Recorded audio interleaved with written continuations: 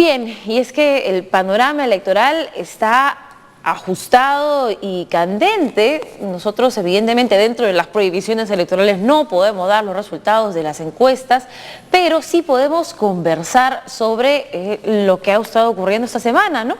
Las alianzas, los apoyos, cosas que podrían influenciar la decisión del electorado. Para eso están en nuestro estudio Alejandro Rospigliosi, él es especialista en Derecho Electoral, y Carlos Fernández Fontenoy, que es politólogo, director de la Escuela Profesional de Ciencias Políticas de la Universidad Ruiz de Montoya. ¿Cómo están? Buenos días. Buenos días. Buenos días. Bueno, comencemos por, digamos, lo más candente, la calientita, ¿no? Que es el apoyo de Luis Castañeda Locio a Keiko Fujimori, que ha despertado la preocupación del Jurado Nacional de Elecciones y se encuentra actualmente investigando si es que él, como funcionario público, habría infringido la norma electoral. Y la verdad que ha sido algo novedoso en la política nacional, esto nunca lo habíamos visto, yo creo que es criticable, pero lo que ha marcado, yo creo que este último tramo, digamos, del proceso electoral ha sido el último debate, ¿no? El último debate es el que ha marcado, digamos, el desenvolvimiento y el movimiento de los votos en esta última etapa. Yo creo que el triunfo de PPK en este debate le ha dado un impulso inusitado, que no se esperaba, digamos, este triunfo en el debate, y los apoyos posteriores yo creo que han ido reforzando la candidatura de PPK en este último tramo, a diferencia de Keiko, ¿no? Y eso obviamente va a marcar los resultados. ¿Por qué creen que PPK ganó este último debate? Porque el anterior, el que ocurrió en Piura, según la opinión pública, las distintas encuestas que se realizaron sobre quién creen que había salido triunfador, daban a Keiko Fujimori como la ganadora de ese debate y ya parecía que le había dado un knockout, parecía que lo había desaparecido, las diferencias en las encuestas se incrementaron hasta en 6 puntos, ya parecía que todo estaba perdido para la campaña de Pedro Pablo Kuczynski, pero de repente este domingo, incluso creo que en los minutos finales, su mensaje final fue el que más caló. ¿Qué creen que fue lo que hizo que se nivelara la balanza en cuanto a los debates? Probablemente los debates son buenos porque los electores podemos ver a los candidatos y expresar sus puntos de vista y sus ideas. Pero un debate no solamente, y eso lo dice toda la literatura nacional y extranjera sobre el estudio de los debates, no solamente es las palabras que dicen, que utilizan, las ideas, las propuestas, sino también es la imagen que demuestran, la energía, el convencimiento al elector. Porque los estudios en ciencia política sobre el cómo votan los electores, hay un gran componente de pasión, de lo que me refleja ese candidato. Y como bien señala un colega, creo que en el segundo fue muy interesante ver que ambos candidatos mejoraron, más aún el señor Kuczynski, que lo vimos con más energía, pero bueno, eso definitivamente ha impactado en los electores, ¿no? Y eso es positivo. Claro. Además que hay cifras esperanzadoras, por lo menos para mí como ciudadana, que aseguraban, hace un par de semanas salió una encuesta sobre cómo eligen los electores y 20% decía que se definía su voto a través de los debates. Lo que, digamos, es un hecho que nosotros subestimábamos mucho, ¿no? Que pensábamos que no influenciaban. Sin embargo, este último debate tuvo más de 60 puntos de rating en todos los canales, en el consolidado de todos los canales. Entonces sí han estado viendo, sí, ¿no? Sí, a mí me parece que conforme las clases medias aumentan, también aumenta el interés por la política, ¿no? De diferentes puntos de vista. Ahora, el primer debate, como tú dices, fue totalmente diferente al segundo, ¿no? En el primer debate se caracterizó porque PPK fue preparado a exponer sus propuestas y Keiko fue a atacar, ¿no? Y desde el primer momento Keiko atacó y atacó todo el debate, ¿no? Y PPK me parece que no estaba preparado para eso, digamos que él es más pues un profesional, un economista, no está en estos avatares de debates permanentes, ¿no? Entonces Keiko lo avasalló a través de ataques. Hubieron pocas propuestas por parte de Keiko en comparación a su segunda presentación.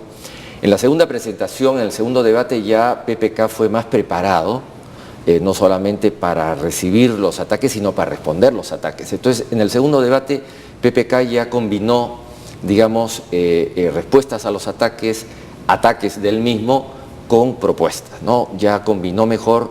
Yo creo que le dio un buen resultado por eso. Claro, no podemos decir las encuestas que se están publicando a nivel internacional, pero Supongo que las cifras habrán cambiado viendo las reacciones y alianzas que se han suscitado en estas semanas, ¿no? Por ejemplo, Verónica Mendoza, que hasta hace poco mantenía neutralidad, digamos un voto anti-fujimorista, pero no definía una aprobación, ya se decidió por PPK. Tenemos al Partido Aprista, que ha dividido un poco sus simpatías, y ha dejado a libertad a sus simpatizantes a votar por quien quieran. No olvidemos que antes de la semana de prohibición de difusión de encuestas había un resultado en el cual una candidata iba encima del candidato. ¿Se ha revertido eso? No lo sabemos. El debate ha sido bueno definitivamente, pero ¿habrá sido suficiente el debate para revertir todo ese spread, todo ese diferencial? No lo sabemos. Es cierto, cuando nosotros fundamos el voto informado, fue un proyecto del Jurado Nacional de Elecciones vigente hasta el día de hoy, se hizo un trabajo que fue el perfil del elector peruano. Y el elector peruano, la radiografía del elector peruano es como tú señalas, decide por ejemplo su voto, un alto porcentaje decide su voto en la cola, o una semana antes, hay un alto porcentaje de indecisos. Y sí, le interesa escuchar al candidato y sus propuestas. Los sectores tienen que saber que tener servicios públicos como electricidad, como agua potable, alcantarillado, dependen también de qué candidato elijan, si va a conectar con ellos o no. Entonces yo creo que poco a poco la gente se va dando cuenta más que la política es algo serio, que no hay que tomarlo a la chacota. La ciencia política nos dice que todo tiempo político, toda obra humana, es siempre una tarea inacabada. ¿Y estas alianzas funcionan, aportan algo o restan, tal vez, en algunos casos? Yo creo que aportan en algunos casos y restan en otros, ¿no? Existe el abrazo del oso, ¿no? Que mejor no me ayudes, compadre, ¿no? Pero yo creo que en este caso van a aportar. Ahora, en este último tramo también hay otro elemento importante. Lo que acaba de pasar con Montesinos, por ejemplo, nos recuerda nuevamente el entorno del narcotráfico que rodeó al primer y al segundo gobierno de Fujimori. Montesinos, como todos sabemos, era el brazo derecho del padre y estuvo vinculado al narcotráfico. Algunos dicen incluso que dirigía el narcotráfico en el Perú al final. Era abogado de narcotraficantes, todo el mundo lo sabía, y ahora resulta que el brazo derecho de Keiko, el Joaquín Ramírez, presidente de su partido político, también está siendo investigado por la justicia peruana, por la Fiscalía del Perú, y también está siendo investigado por Estados Unidos por vinculaciones probables con el narcotráfico, por lavado de activos. Entonces, en todo este entorno que estamos apreciando en estos últimos días, está preocupando también a la población, porque está saliendo en los diarios y nos está recordando que en el avión presidencial de Alberto Fujimori encontraron 170 kilos de cocaína, que en la empresa de su hijo Kenji encontraron más de 100 kilos de cocaína, que el brazo derecho de Keiko y que le ha financiado parte de su campaña, Joaquín Ramírez, también está probablemente vinculado a estas cosas. Entonces, se ha enturbiado, digamos, esa parte, digamos, de la política, que tiene que ver mucho con la financiación de los partidos políticos, ¿no? Y que es uno de los motivos por los cuales, no solamente en el Partido Fuerza Popular, sino en todos los partidos y en todas las elecciones regionales, para la alcaldía, congresales, se buscaba aprobar la reforma a la ley de partidos políticos y la reforma electoral para que sea obligatorio que presenten sus finanzas y que transparenten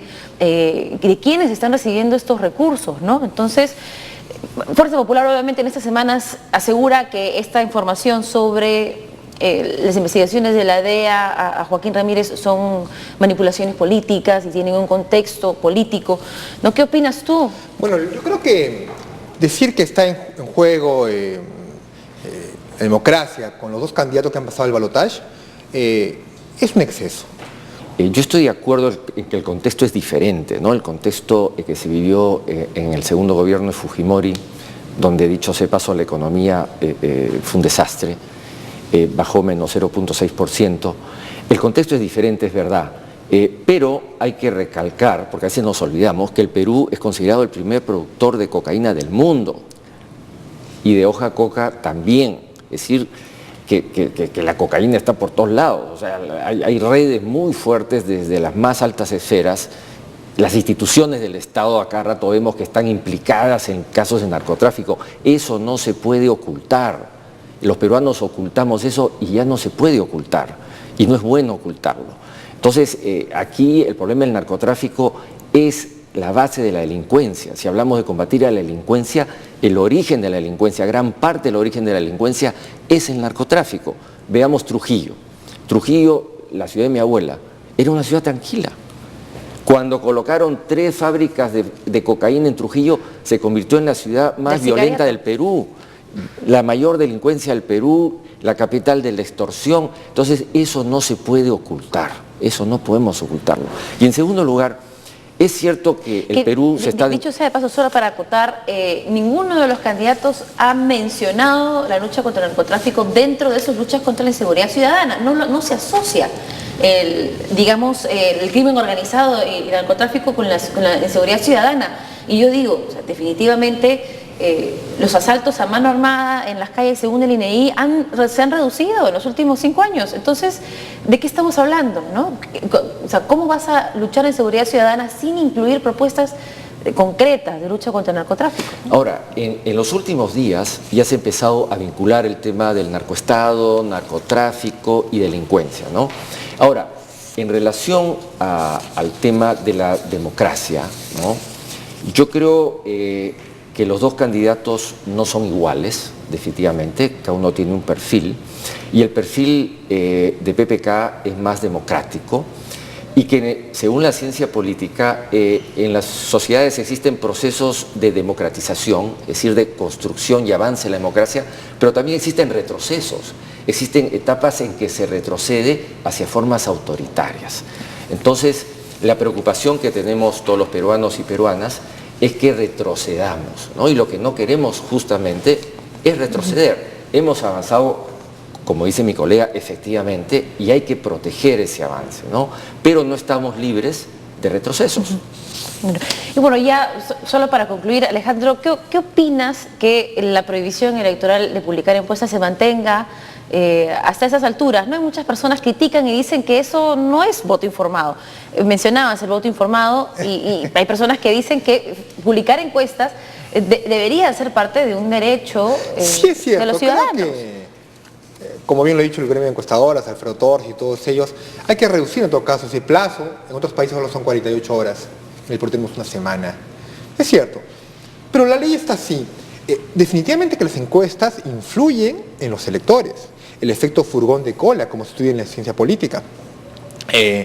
Yo recuerdo un caso muy interesante que años atrás se publicó en el Harvard Law Review, en el cual en los Estados Unidos, como tú sabes, la hora de la costa este es diferente a la hora en la costa oeste. Claro. Y hubo un estudio muy interesante en el cual, cuando se cerraron las elecciones, digamos a las 4 de la tarde, en la costa este, en la costa oeste, aún no se habían terminado el escrutinio. Por lo tanto, acá en un lado se cerró y se difundieron las encuestas de boca de urna. Y los electores que estaban en el otro lado del país, que escucharon los resultados de boca de urna, cambiaron su voto. Iban a votar por el candidato X, pero votaron por el Y. ¿Por qué? Porque no querían votar a perdedor. Entonces, ¿las encuestas influyen en el elector? Sí. Por eso es que en muchos países deciden un pequeño espacio de tiempo, de no contaminación, de reflexión, no perturbación, para que uno vote finalmente como quiere. De silencio electoral para poder Pero ahora pensar. Con las redes sociales un poco que se ha reducido eso, pero bueno, hay encuestas serias y hay no serias también. Claro. Digamos que por eso la ley ha preferido no perturbar al elector. Bueno, les agradecemos a ambos su participación en esta discusión. Muchísimas gracias por acompañarnos. Sí, un placer.